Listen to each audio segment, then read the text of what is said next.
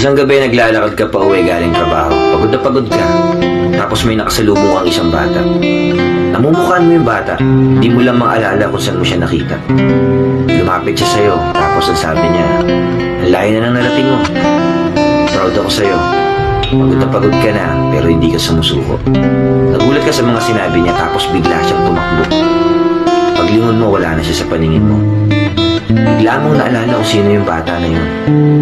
Ikaw pala yun 20 years ago. Magpatuloy ka lang.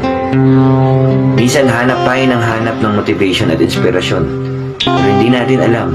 Sarili lang pala natin yung makakapagpamotivate sa atin. Paano kung makita mo talaga yung batang ikaw? Ano kayang sasabihin niya sa'yo?